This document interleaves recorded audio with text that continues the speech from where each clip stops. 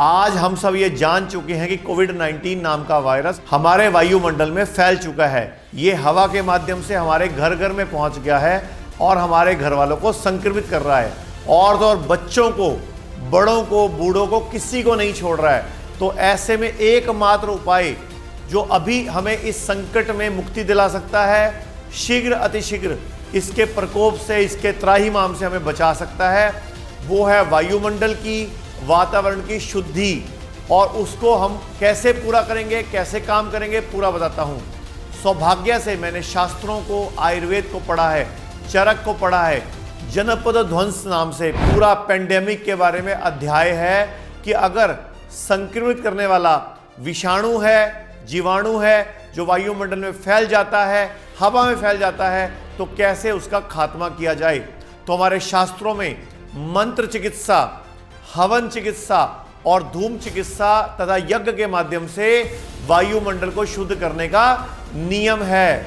तो मैं फिर बोल रहा हूं, अगर आपका कोई अपना हॉस्पिटल में है, बीमार है, जिंदगी और मौत से जूझ रहा है, या कहीं उसको डर है, उसको कोई और बीमारी भी है, तो वो चाहे कोरोना हो या कोई और बीमारी, उसका कहीं भी इलाज चल रहा है, तो हम लोग 18 तारीख से 22 तारीख तक चंडीगढ़ में अपने ऑफिस में एक बहुत बड़ा महामृत्युंजय पाठ का आयोजन कर रहे हैं। ये महामृत्युंजय पाठ और हवन हमारे संस्था की तरफ से आपके अपनों के और पूरे भारतवासियों की स्वास्थ्य एवं जान की रक्षा के लिए किया जा रहा है। महामृत्युंजय मंत्र महादेव का ऐसा शक्तिशाली मंत्र है जो कि अकाल मृत्यु तक को टाल देता है। आखिर ऐसा क्या है इस मंत्र में जो कि पूरी दुनिया इसे शक्तिशाली मंत्र कहती है। अगर बात की जाए रिसर्च की, तो जून 2017 में एक इंटरनेशनल जर्नल छपा था जो एडवांस साइंटिफिक था और मैनेजिंग साइंस द्वारा एक रिसर्च में पाया गया था कि यज्ञ, हवन और महामृत्युंजय के मंत्रों के पाठ से तंत्रिका प्रणाली अर्थात नर्वस सिस्टम पर सर्वोत्तम असर पड़ता है। एक जी न्यूज की वीडियो भी है, पहले वो देखते हैं। दिल्ली के राम मनोहर लोहिया अस्पताल के डॉक्टर महामृत्युंजय जाप के मरीजों पर होने वाले असर की जांच कर रहे हैं। जिन लोगों पर यह रिसर्च किया जा रहा है वो सभी ब्रेन इंजरी यानी मस्तिष्क की चोट के मरीज हैं। यह स्टडी 40 लोगों पर इस समय की जा रही है। इन 40 लोगों को 20-20 के 2 समूहों में बांटा गया है। इसमें से एक समूह को महामृत्युंजय मंत्र सुनाया गया, जबकि दूसरे समूह को यह मंत्र नहीं सुनाया गया।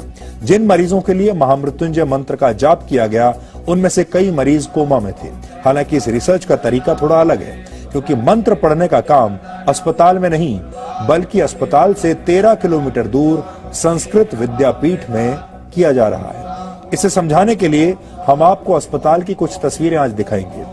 ये उन मरीजों की तस्वीरें हैं जिन पर राम मनोहर लोहिया अस्पताल में रिसर्च की जा रही है। सही तरीके से मंत्रों का पाठ करने के लिए इस अस्पताल के डॉक्टरों ने दिल्ली के संस्कृत विद्यापीठ से संपर्क किया। इसके बाद वहां के पंडितों ने मरीजों को उनके परिवार वालों की मौजूदगी में महामृत्युंजय मंत्र का संकल्प करवाया।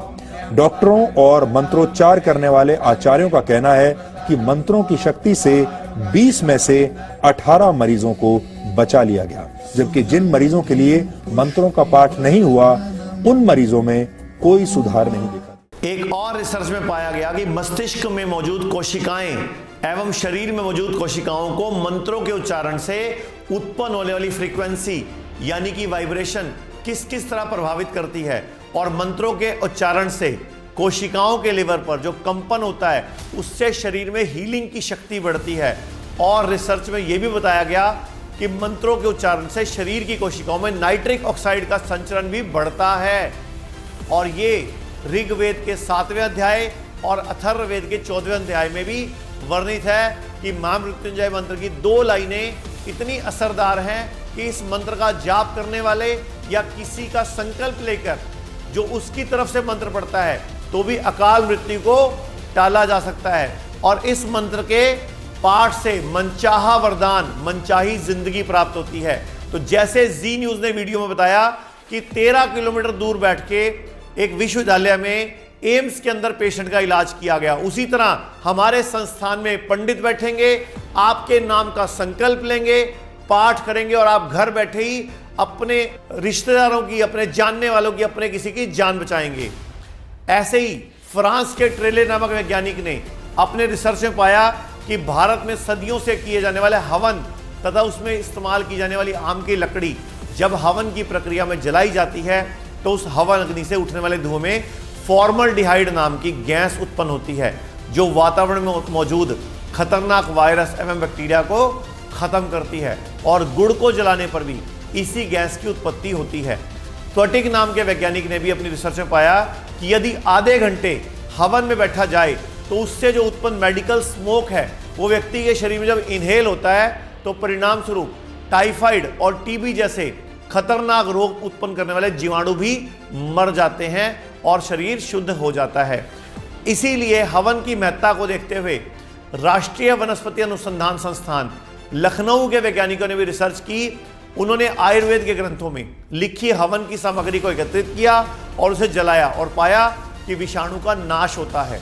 इसके बाद उन्होंने हवन में उठने वाले धुएं पर भी रिसर्च की और पाया कि 1 किलो आम की लकड़ी जलाने पर उत्पन्न हुए धुएं से कीटाणुओं और जीवाणु का नाश नहीं हुआ, लेकिन जैसे ही उस पर आधा किलो हवन सामग्री और घी डालकर जलाया गया तो 1 घंटे के भीतर ही कक्ष में मौजूद जीवाणु और विषाणुओं की मात्रा 94% गिर गई। और यही नहीं, रिसर्च में यह भी पाया गया कि हवन खत्म होने के बाद जब कक्ष के दरवाजे खोल दिए गए, उस कमरे में से सारा धुआं निकाल दिया गया, उसके बाद भी 24 घंटे बाद भी उस कमरे में जीवाणु और वायरस का स्तर 96% तक कम था। इसके बाद बार बार परीक्षण किए गए कि हवन करने के बाद 1 माह तक अगर हवन सामग्री से आए लाभ उस कक्ष में देखे जाएं तो बैक्टीरिया और वायरस 1 महीने तक वहां पे नगण्य रहे। और ऐसी ही रिसर्च एथनोफार्मालॉजी के दिसंबर 2007 में पेश की गई थी, जिसमें स्पष्ट वर्णित है कि हवन करने पर न केवल मनुष्य के शरीर को नुकसान करने वाले वायरस बैक्टीरिया का नाश होता है, जबकि वनस्पतियों और फसलों को नुकसान पहुंचाने वाले बैक्टीरिया का भी नाश होता है, जिसके कारण फसलों में भी रासायनिक खाद का इस्तेमाल कम कर सकते हैं और फेफड़ों में ऑक्सीजन की मात्रा भी बढ़ जाती है, रक्त की शुद्धि होती है। और ये सब होता है मंत्रों के उच्चारण से और हवन से। मंत्रों के लयबद्ध उच्चारण और हवन से नाइट्रिक ऑक्साइड भी शरीर में बढ़ती है, जो कि ब्लड के सर्कुलेशन के लिए उत्तम है, वैसोडाइलेटर का काम करती है और शरीर की करोड़ों कोशिकाओं के आपस में नियंत्रण और सामंजस्य करने में मदद करती है। शरीर में सर्कुलेशन को बढ़ाती है और नाइट्रिक ऑक्साइड कोशिकाओं की हीलिंग रेजुएशन करती है और हमारे अंदर ऑक्सीजन का लेवल भी बढ़ता है। ऐसे ही 1998 में लुइस जे इग्नारो को नोबेल प्राइज मिला, क्योंकि उन्होंने रिसर्च करके बताया कि नाइट्रिक ऑक्साइड शरीर में सेलुलर लेवल पर पॉजिटिव रिएक्शन करता है और पॉजिटिविटी के बढ़ाता है और शरीर में गंभीर बीमारी को भी खत्म करता है। तो अब सुनिए ध्यान से पूरी बात।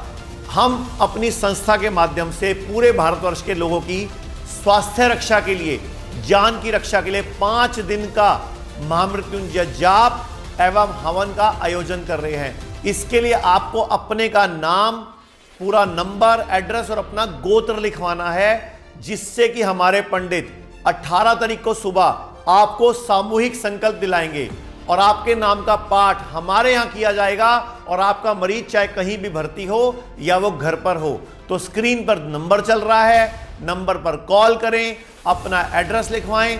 जिस दिन जाप शुरू होगा 18 तारीख को सुबह आपको 10 बजे संकल्प दिलवाया जाएगा और 10 से लेकर 5 बजे तक 5 दिन लगातार आप हमारे फेसबुक और यूट्यूब चैनल पर लाइव इस पाठ को देख सकेंगे, सुन सकेंगे। आप अपने घर पर बैठकर पूरी फुल वॉल्यूम करके सुनना, अपने रोगी को भी सुनाना। और 22 तारीख को हम सब मिलकर प्रातः 11 बजे एक साथ हवन करेंगे और हवन के अंदर हम कुछ विशेष जड़ी बूटियों को भी इस्तेमाल करेंगे। आप जब हमें अपना नंबर लिखवाएंगे, हम आपको YouTube का, Facebook का एक लिंक दे देंगे। उसको खोलते ही ये पाठ आपके घर में चलेगा। इस वीडियो को पूरे भारत में फैलाना है। जितने भी लोग हॉस्पिटल में भर्ती हैं, ऑक्सीजन ले रहे हैं या क्वारंटाइन है, ये सबके काम की वीडियो है। और पूरे भारत में हम लोग जब सामूहिक हवन करेंगे, उससे क्या फायदा होगा, क्योंकि उस हवन में हम कुछ विशेष जड़ी बूटियों को भी आहुति देंगे, जिससे पूरा वातावरण शुद्ध और स्वस्थ होगा और आपको पूरा लाभ मिले, इसके लिए 18 से 22 तारीख तक ये जाप प्रतिदिन लाइव चलेगा। आप उस लाइव के दौरान अपना संकल्प लेंगे, हमें फोन करेंगे, अपना गोत्र लिखवाएंगे। इस महामृत्युंजय जाप और हवन के लिए सारी सामग्री, सारी व्यवस्था हमारी संस्था करेगी और अंतिम दिन जो हवन होगा वो भी आप सबको लाइव देखना है और वहीं बैठ के भी आप हमारे चैनल के साथ जुड़ सकते हो। और यदि आप चंडीगढ़ या आसपास रहते हो तो 22 तारीख को सुबह 10 बजे इस हवन में आकर आप भी आहुति डाल सकते हो, क्योंकि इसमें विशेष जड़ी बूटियां इस्तेमाल होने वाली हैं। और मैं आपको फिर बोलना चाहूंगा, ये कोई धार्मिक अनुष्ठान नहीं है, ना इसको आप हवन बोलिए। हिंदू, मुस्लिम, सिख, ईसाई सबको ये करना है, पाठ भी, क्योंकि हमारा उद्देश्य चिकित्सीय है। हमारा उद्देश्य भारतवर्ष के अंदर कोरोना नाम की महामारी को, त्राहिमाम से दुनिया को बचाना है। ये तो हमारे द्वारा देशवासियों के उत्तम स्वास्थ्य के लिए किए जाने वाला एक प्रयास है और इसमें सांसों के द्वारा आपके अंदर सकारात्मकता, औषधीय उपचार वाले तत्व जाएंगे, जिससे यदि शरीर में कोई अन्य वायरस या बैक्टीरिया भी होगा उसको भी फायदा होगा। इस हवन में हवन सामग्री के साथ हम नीम के पत्ते, सरसों के बीज, राई के बीज, गूगल और सेंधा नमक जैसी चीजें भी इस्तेमाल करेंगे। और जिस दिन 22 तारीख को हवन होगा उस दिन आप सबको भी अपने घर पे सामूहिक हवन करना है। पूरे शहर को, पूरे प्रदेश को, पूरे देश को एक साथ हवन करना है, क्योंकि वायुमंडल से इस बैक्टीरिया, वायरस और कीटाणु को रहित करना है। तो इस वीडियो को पूरे भारत में जहां से आप फैलाएं, ताकि 18 तारीख से पहले ही हमारे पास लाखों रजिस्ट्रेशन हो जाएं, ताकि जितने भी लोग अस्पताल में हैं उनका भला हो जाए, सब रोग मुक्त हो जाएं, टेंशन मुक्त हो जाएं। तो अपनी डिटेल स्क्रीन पर नंबर चल रहा है, वहां पर कीजिए, अपना डिटेल लिखवाइए, हम संकल्प कराएंगे और फोन पर आपको लाइव लिंक पाठ का भी और हवन का भी मिल जाएगा।